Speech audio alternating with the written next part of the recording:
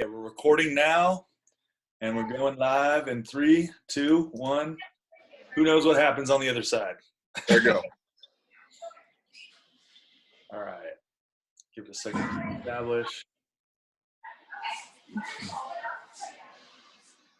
All right.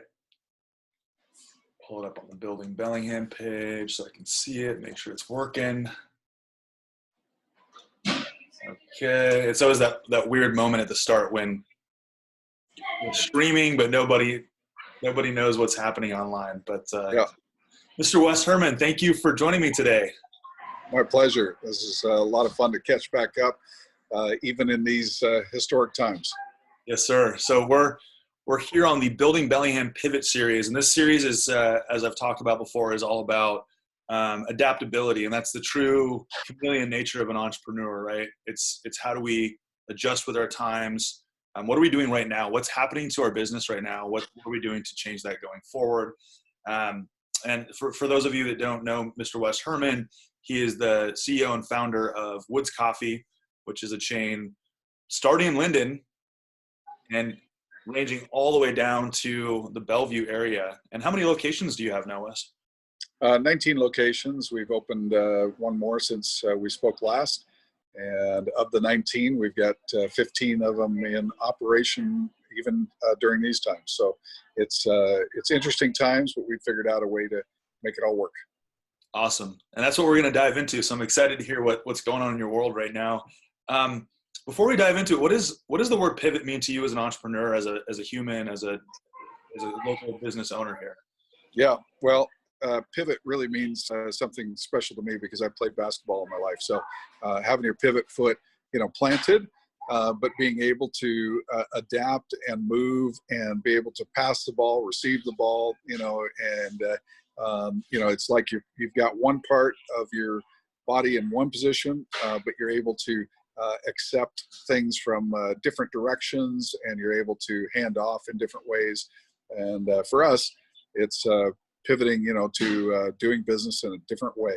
And it's been really an interesting time to, heartbreaking in many ways, but yet exhilarating, exciting, because you're doing something special to reach to the community, and be a part of their lives. Yeah, absolutely. So I love your metaphor. I didn't think about it that way, but now that you mention it from a basketball perspective, you're talking about keeping one foot grounded, meaning that your business isn't going into the sky. It's not a kite in the sky. It's still grounded, right? Right. But exactly. Yeah. Tell me a little bit more about pre-COVID-19, during the first kind of what in the world is happening right now, to now after you've had some time to process. What has that experience been like for you? Yeah. Well, when it first started, I was actually on vacation, and it was, one of these things when you're starting to hear the rumors of what was going to happen and how it was going to happen. And as I got back from vacation, I was actually sick and at home for a good month. And so I had to really rely on the team, that was making decisions, and we were coming up with new strategies of what we were going to have to do. So the beginning stages was kind of interesting, and kind of work your way into it, and you just don't know what to expect. But man, it was like it cut like a knife, in just one day. It was all different, and so we had to make some changes. And the heart-wrenching part, of course, is that you have to lay off some folks and change direction in terms of how you normally operate. And in our business, we are fortunate in the restaurant world to be able to have a drive-through component, and 15 of our 19 locations have drive-through as part of the experience. So the background where you're sitting is one of our stores is currently closed because it's in a mall, and the mall is closed down. So the drive-thrus are dynamic and doing well, but yet we had to adjust to how do you do business with half of the revenue that you typically are used to working with, and what are the things you have to do? How do you lean that out?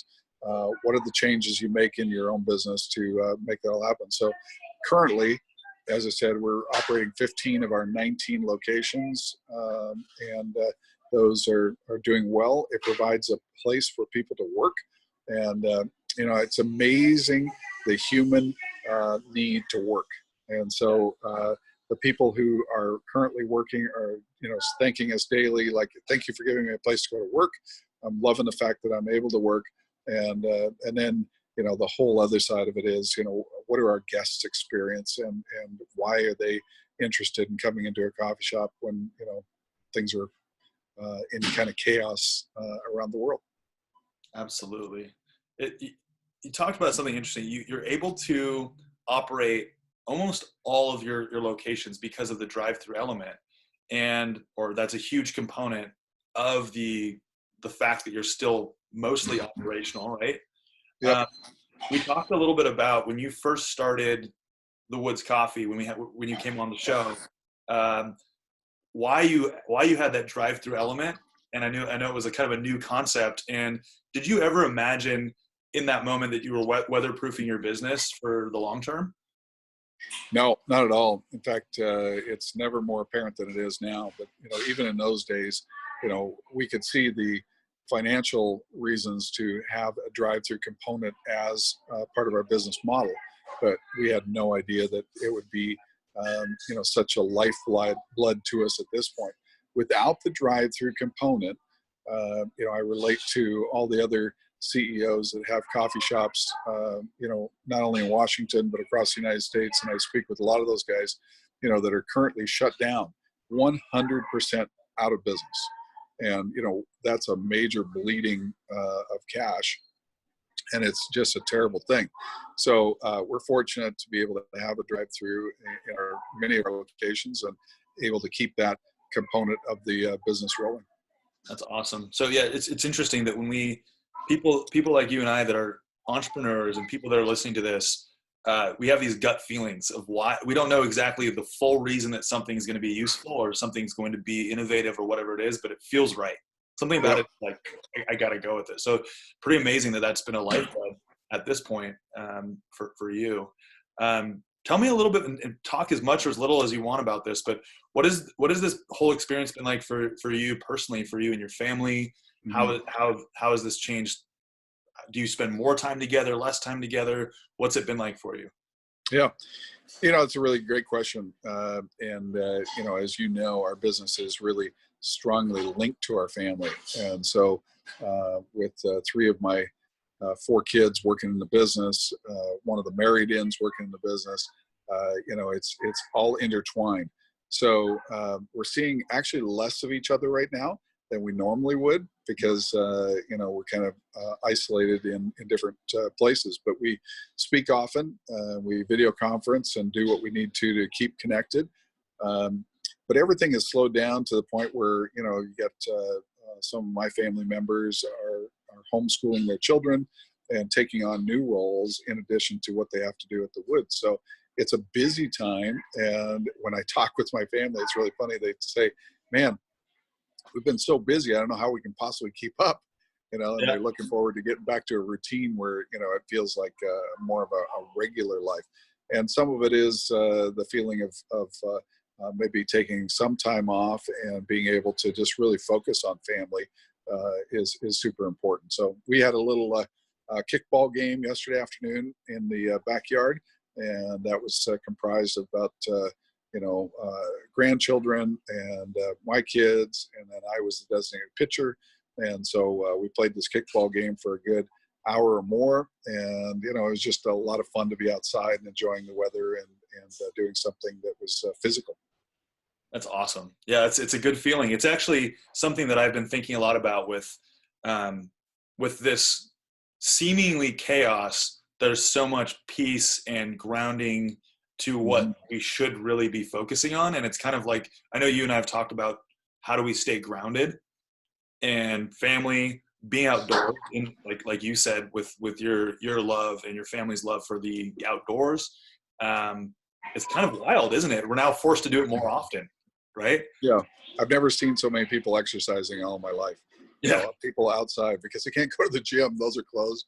So, the amount of people are walking, riding, biking, it's just phenomenal to see in the community. And I love that aspect. We're seeing those folks either walking or riding their bikes even through our drive-thrus. That's awesome. That's awesome. Yeah. So you're seeing a bigger sense of community, togetherness, people coming together. And how has it felt to be one of those brands, those local companies that people congregate at, or it brings people to a central point? How has that felt, seeing that through the drive-through maybe increase, but have it be a place where less people are there less often? Yeah. How has that been? Yeah, that's interesting. I've had several emails of people that have commented about how they're looking forward to the day when they can, restore their relationship in our stores. And that relationship is usually centered around a daily occurrence of either, a coffee desire and that, feeling of being, in our stores, to people who have to meet regularly and, or, counsel, do their study, do their work, whatever it is in our stores. So getting a lot of emails from people looking forward to the time when they can restore that regular activity. But the congregation happens in the drive-thru now. And, so you're seeing these folks, driving through, and our drive-thru lines are longer than they've ever been. And, it's meaningful. We've had some just incredible stories of people. I just had one yesterday. Friend texted and said, my aunt went through your drive-thru and one of our staff had done something for that individual that actually brought her to tears. And so people are, like on edge, right? There's a lot of different reasons why you feel emotions like you're feeling right now. Mm-hmm. And for us to be able to serve those folks and just be a part of their regular routine is incredible. The most meaningful thing is that we get the response almost every day of people saying, this is the highlight of my day, coming to get coffee. So, it's the little things that we're putting a major emphasis on and focusing on, the things that are just so small, but very rewarding to us. That's awesome. It's so great to hear that feedback, and especially from people, especially when they don't have that thing. We all talk about these things in our life being more important almost when we realize that we don't have them, right? And so that's pretty amazing to hear that's the community that you built around the woods. And tell me a little bit more about, let's dive into your daily routine. As an entrepreneur, I know that can be kind of comprised of all of the things, right? But how have you treated your days? Has it been any different than normal? Do you just still get up, you still shave, you still take a shower, throw on the same clothes you'd wear to work anyways? Has that changed at all for you? It hasn't. I've tried to stay to a routine as much as I can. I think that we're all creatures of habit, and we crave that. And I think that the less things that can be abnormal, the better. And so, I get up at the same time. I do the same routine. I do my exercise. I do, the personal study, all the things that I do on a regular basis in the mornings. And then my day is kind of filled in a different way. I'm not out and about as much. I'm not in the stores meeting folks as much as I would. This is more of a time of doing different work, right? And so it's being able to be ready and resilient to whatever that next need is, and to be adaptable. Adaptability is the key. But there's a lot of needs within our own community of the people that work for us. We have 350 people that typically work for us, and when we cut that down to about half that number, there are a lot of needs. So we're reaching out and making sure that all those folks are taken care of, and that we're helping them in whatever way we can. Yeah, that's awesome. And you mentioned adaptability. Have you ever heard of the adaptability quotient? So if you have the IQ, the EQ, there's also the AQ. Like with how rapidly technology in the world is exponentially growing and changing, how important do you think adaptability is, especially going from like the way that business maybe used to be done and how it's done now with all of these technologically savvy business? How important is adaptability? The AQ, adaptability, is the probably the most important thing now, because we're all changing how we operate. And I kind of wonder how much of us will, or how much of everything will return to the way it has been in the past? Will we automatically go back to the same routine, or will things change? You know, I'm already talking with friends and family who are now homeschooling kids where they had never considered that before. Now they say, hey, you know what? It's not that bad. And, you know, this might be a part of our future. And I really believe the learning component is going to be different. You're going to see a lot more online. You're going to see a lot more homeschooling, and people are realizing, hey, you know what? We can get things done in a different way. So I think the adaptability is advancing us in many ways. We're being very adaptable. We're trying to, you know, make sure that we're adapting to the needs. We're certainly adapting to all the CDC guidelines, which change on a regular basis, and trying our best to keep up with all of those. But adaptability, man, that's the thing that's going to keep people alive. It's going to be the reasons businesses survive, because like my friends who run Bellwood Farms, you know, they are typically in the apple business. They usually have a big Easter celebration. There's always people at their place, and now, you know, it's all drive up, come get a frozen quiche, you know, get something to take home to eat, and then they've adapted their distillery into making hand sanitizer. Mm-hmm. So, you know, where they'd be making a lot of more money actually selling alcohol, you know, through their distillery. They've taken that product and made it into a hand sanitizer and are selling it, you know, like crazy. So that's the adaptability part that is unique to a lot of businesses. Yeah, it's survival at this point, right? That's for sure. So we talk about adaptation. We talk about what happens when you're already an established business, but what do you do throughout the year? Let's call it weatherproofing.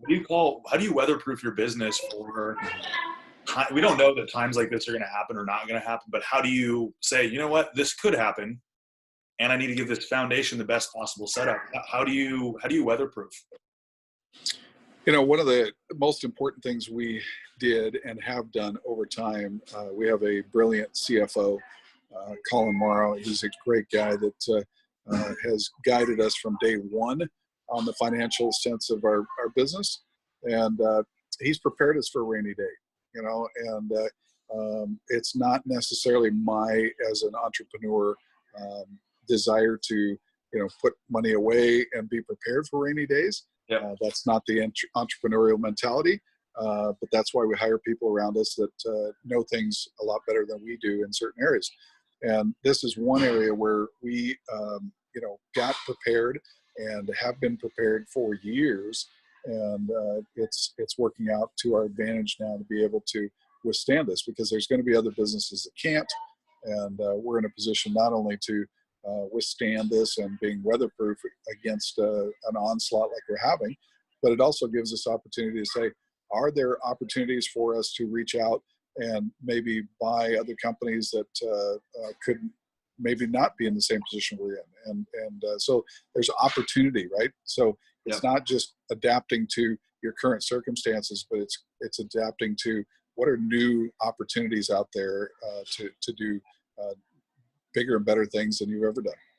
So it's interesting. You're talking about, so let's just refer to it as like a wave, right? We have this wave of an economic wave. It goes up and down, right? And many people, mostly entrepreneurs, are going against that wave, right?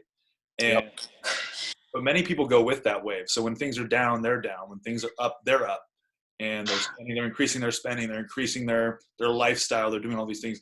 What's your advice for somebody that's maybe starting out, and maybe they're starting out right now and they're like, what have I done? Why have I started out right now? This is the worst possible time. What's some encouragement you can give them going forward of how to stay kind of on the other end of where the wave is?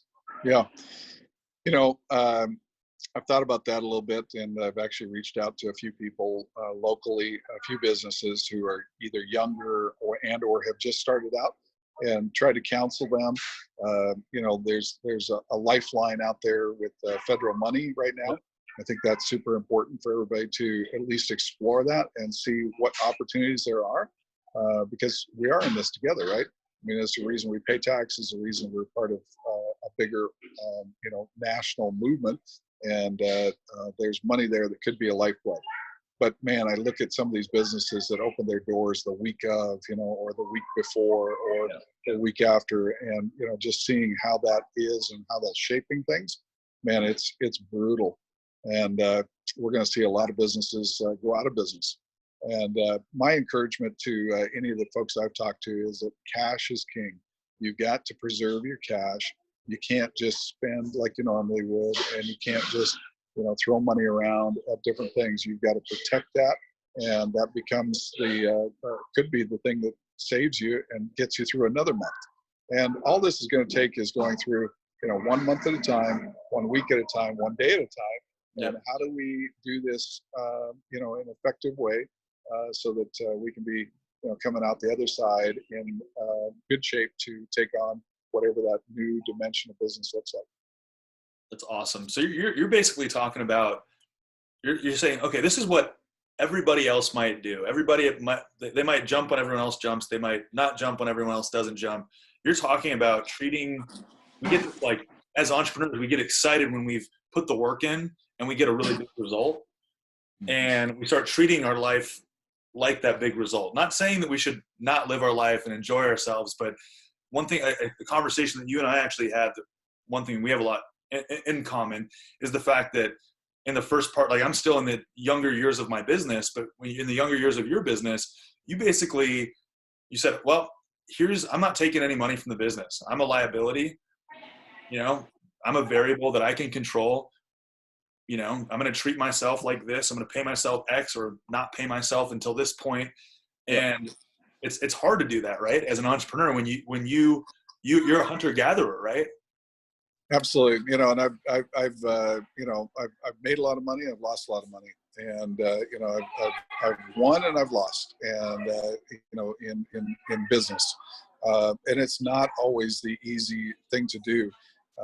And I don't think entrepreneurs are necessarily driven by the money side. They're driven by the challenge of success and doing something differently than anybody else has. And I think that this is the current challenge. And I think this is why entrepreneurs will rise up and why small business will succeed, is because this is just the next challenge. And it's exciting to be a part of a challenge like this where, I get up every day excited about, what's the new thing that's going to happen today and how can we reshape things and be better for the future. And if I'm a young entrepreneur and I've just got a small business that I've just started or I've just risked everything and I don't know how this is going to turn out, you've got to focus on, just doing what you can do and just put one foot in front of the other and just keep doing that over and over until hopefully you're down the road further and you're back in business and running things the way you want to be. Wait, so you're saying it doesn't change, it just gets bigger? Yeah, absolutely. So everyone's still putting one foot in front of the other. So it's not like you get out of the gates and it's different and it's just bigger problems, or you agree with that? And you know what? It's just a challenge. It's just a bigger challenge. It's just a unique challenge. Who cares that we haven't faced this before or been able to figure it out? We can do this, and I'm excited about the possibilities, and I love the idea that this is something new. I'm excited about it. I don't lose sleep over this.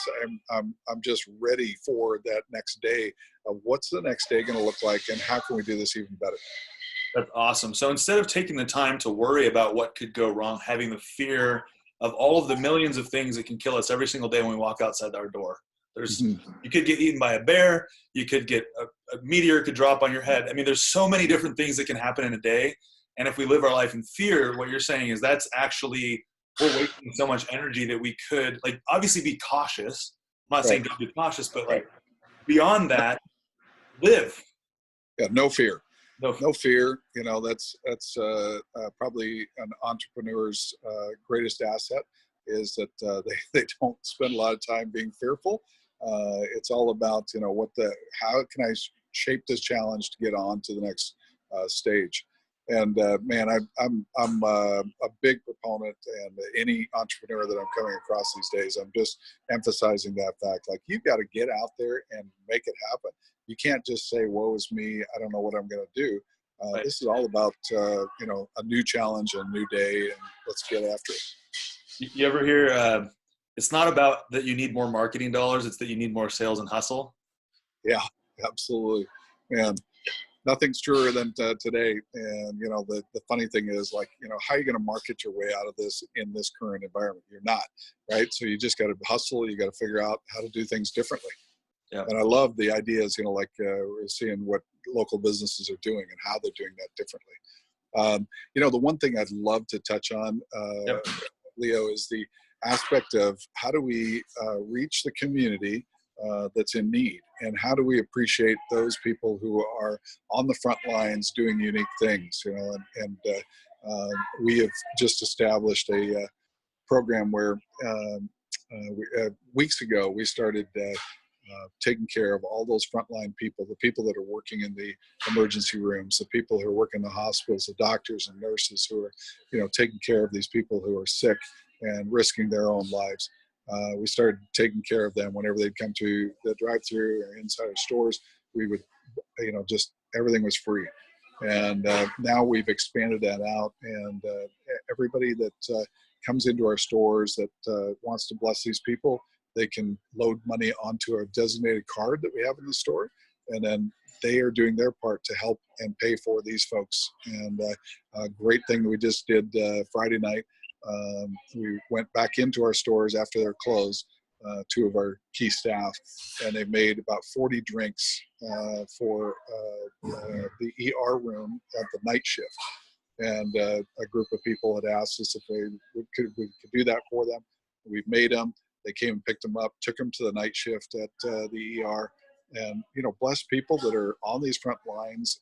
And don't forget about those people that work all the way through the night. So this was our just small part of being able to bless these folks and thank them for their work. I love that. So for everyone that's watching this or will watch this, what can they say to somebody that's working at Woods to say, hey, I want to give this gift to someone that's risking their life, on the front lines? How do they go about doing that? Yeah, just simply say, I'd like to donate to the healthcare worker card to bless those folks when they come into your store. And our staff knows all about it and is prepared for that. And you talk about something that will bring everybody to tears. It's, that whole side of giving and helping and being in a position to volunteer, to donate, just all the things that make a difference in people's lives. I mean, that's what we're about at the Woods. I've told you before, our goals are to serve others, make a difference, and have fun. And the serving others part is what we're currently doing, and it's meaningful. Making a difference is, what do we do for the people who are on the front lines doing something so impressive, and how do we bless them? So we're excited about being a part of that and being able to help these folks. That's awesome. So great to hear. And it's so great to hear not just the Woods, but there's other local businesses coming together in this time where there's maybe half the sales, or they're not even able to be open for whatever reason. They're still creating an opportunity to stay afloat, but also to give back. It's like when we have the least, we give the most, right? Yeah, for sure. Man, I'm a huge proponent of that, and I encourage all businesses. Like, we're all in a position where we're saying, how can I fix this better for myself? And there are a ton of people that need our help.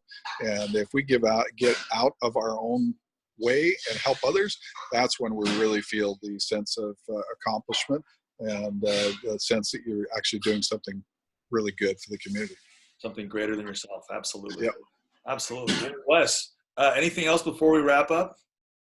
No, man, we've covered a lot of ground. It's just great to see you, and great to connect and share a little bit about some of these stories. Folks can reach out to you, reach out to me. I'm in everybody's corner. When somebody reaches out and says, hey, will you help me with that?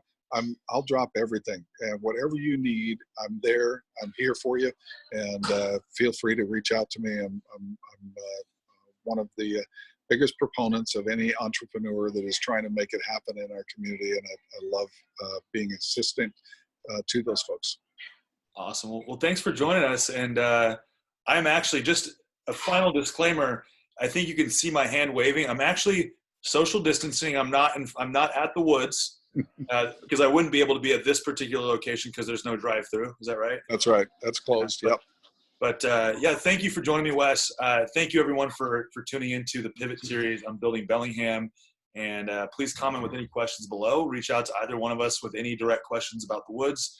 And most definitely, I will be loading money onto that card. And so if anyone else would like to join me to do that and support any other local businesses, we're all in this together. So I'm going to try to continue to charge.